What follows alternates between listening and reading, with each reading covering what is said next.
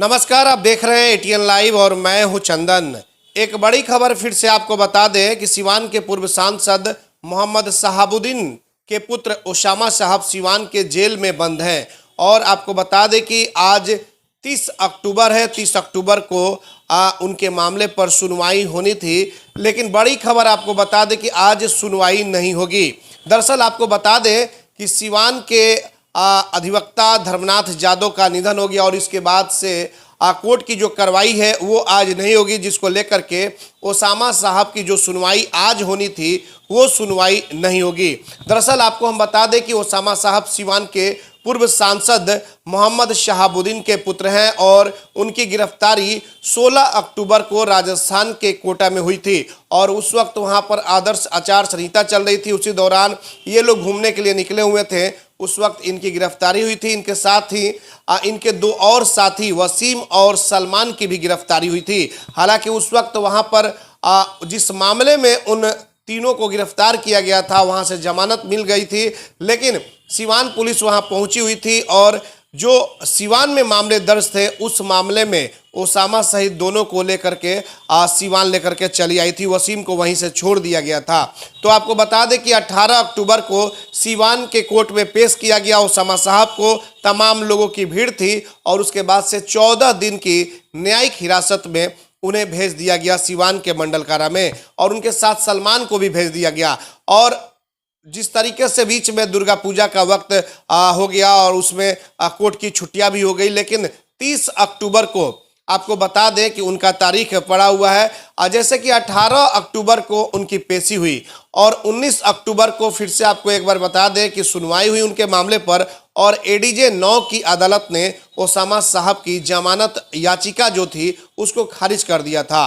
और उसके बाद से डिस्ट्रिक्ट जज यानी कि जिला एवं सत्र न्यायाधीश के यहाँ उनकी जमानत के लिए अर्जी दायर की गई थी, जिसमें 30 अक्टूबर को तारीख मिली थी। लेकिन आज 30 अक्टूबर है और आज सुनवाई नहीं होगी। कारण यह है कि सिवान के अधिवक्ता धर्मनाथ यादव का निधन हो गया, जिसको लेकर के आज कोर्ट का जो काम है वो बंद रहेगा। तमाम लोगों की निगाहें, जो उनके समर्थक थे उनकी भी निगाहें टिकी हुई थी कि ओसामा साहब को आज बहस होगी ओसामा साहब के मामले पर और हो सकता है कि जमानत मिल जाएगी। अब मामला यह है कि आपको बता दें कि डिस्ट्रिक्ट जज के यहाँ ओसामा साहब का मामला है और इसमें अब आज जो कोर्ट का काम नहीं होगा तो उसमें देखना होगा कि अगली तारीख ओसामा साहब के मामले में कब आती है और उसके बाद कब सुनवाई होती है।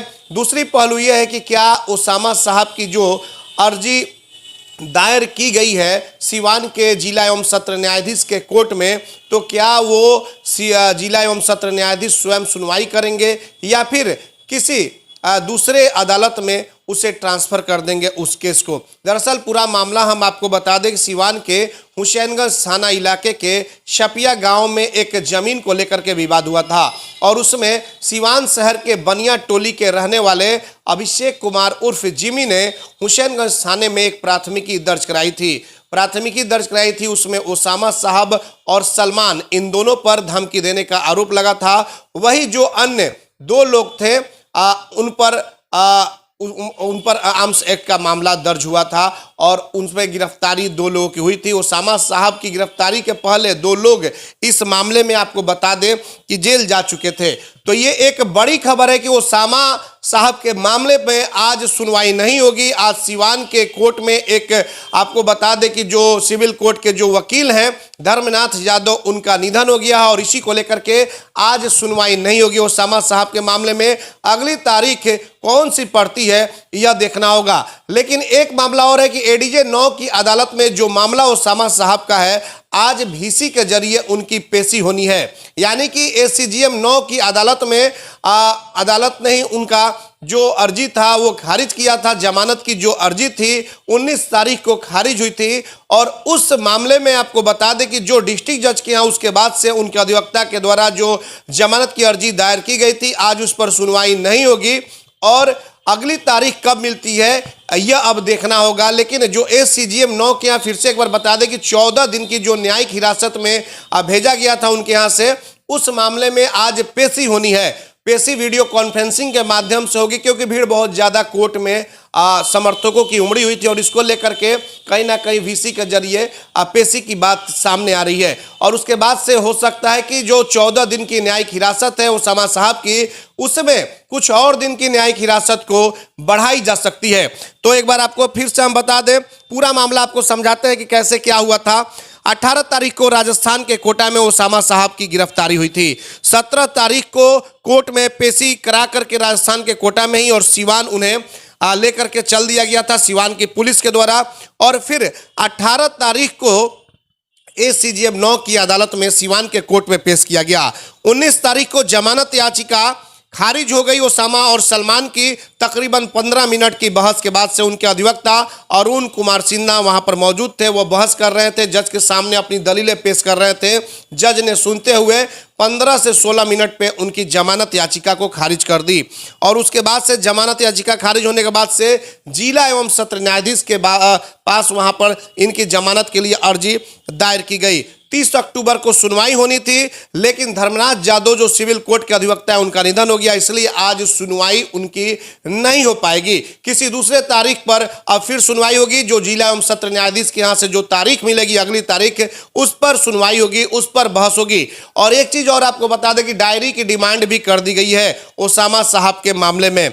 इधर आपको बता दें कि ACGM कि यहाँ भी आज, यानी कि आज 30 अक्टूबर है, ACGM के यहाँ VC के माध्यम से ओसामा और उनके साथी सलमान की पेशी होगी। और देखना होगा कि इसमें कितने दिनों की न्यायिक हिरासत और बढ़ाई जा रही है। डायरी की डिमांड भी हो गई है और डायरी की डिमांड आपको बता दें कि कर दी गई है। अब देखना यह है कि डिस्ट्रिक्ट जज के यहाँ जो इनका मामला चल रहा है, जिस मामले में आपको बता दें कि वहाँ पे आप अर्जी दायर की गई है जमानत के लिए, क्या डिस्ट्रिक्ट जज के यहाँ ही सुनवाई होगी या फिर वो अगले किसी अपने जो जुड़े हुए उससे कोर्ट है वहाँ वो भेजेंगे। और दूसरा आपको ये बता दें, अन्य 2 साथियों की जो जमानत अर्जी थी वो डिस्ट्रिक्ट जज ने दूसरे कोर्ट में ट्रांसफर कर दिया था। यानी कि ADJ 3 की अदालत में डिस्ट्रिक्ट जज के यहाँ से 2 और जो लोग थे, जिन पर 4 लोगों पर जो FIR हुआ था, एक ऋतिक सिंह और अविनाश तिवारी, इन दोनों की गिरफ्तारी हो गई थी और इन पे आर्म्स एक्ट का मामला था। और उसके बाद से अन्य 2, जिसमें ओसामा साहब और सलमान, इन पे सिर्फ एक धमकी देने का मामला है जो प्राथमिकी दर्ज कराई गई थी।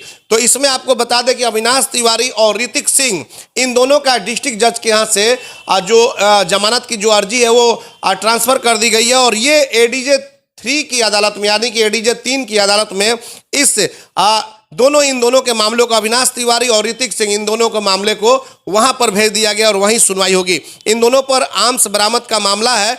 और जो आपको बता दें कि जो ओसामा और सलमान है, इन पर सिर्फ धमकी देने का मामला है। तो ये कुल मिलाकर आपको बता दें कि ये दोनों अब अलग अलग है। केस भले ही वहाँ के छपिया का है, लेकिन दोनों पर अलग अलग चार्ज लगे हुए हैं। ओसामा और सलमान पे अलग चार्ज है और अविनाश तिवारी, ऋतिक सिंह पर अलग चार्ज है।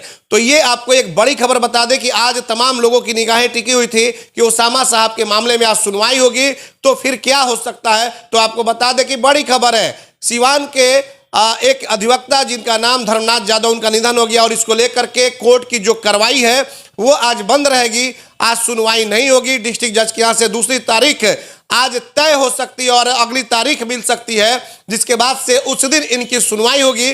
और अब देखना होगा कि डिस्ट्रिक्ट जज क्या ओसामा साहब के मामले को अपने पास रखते हैं या फिर किसी दूसरे कोर्ट में ट्रांसफर कर देते हैं। उसके बाद ही पता चल पाएगा कि फिलहाल क्या होता है। लेकिन एक तरफ, दूसरी तरफ आपको बता दें कि ADJ 9 की अदालत में वीडियो कॉन्फ्रेंसिंग के माध्यम से ओसामा साहब की फिर से एक बार पेशी होगी और उसमें देखा जाएगा कि जो 14 दिन की न्यायिक हिरासत में इन्हें भेजा गया था, क्या उसमें न्यायिक हिरासत बढ़ाई जाएगी या फिर क्या होगा। आज आपको बता दें कि वो भी मामला जो है 2:30 बजे के आसपास वो सब कुछ सामने आ जाएगा। तो ये इस वक्त की बड़ी खबर आपको बता दें कि ओसामा साहब के मामले पर आज सुनवाई नहीं होगी, क्योंकि एक अधिवक्ता है धर्मनाथ जादव, उनका निधन हो गया और इसको लेकर के आज कोर्ट की जो कार्रवाई है वो पूरी तरीके से ठप रहेगी। इसी तरीके से तमाम जो जानकारी है ओसामा साहब से जुड़ी जो जानकारी होगी, वो तमाम जानकारी हम आप तक पहुंचाते रहेंगे। यूट्यूब चैनल पे आप जाएं और ATN लाइव को ज़्यादा से ज़्यादा सब्सक्राइब करें, फेसबुक के पेज पर जाए और एटीएन लाइव के पेज को ज़्यादा से ज़्यादा फॉलो करें, ताकि तमाम छोटी बड़ी जो खबरें हैं वो हम आप तक पहुंचाने का काम करते रहें। धन्यवाद।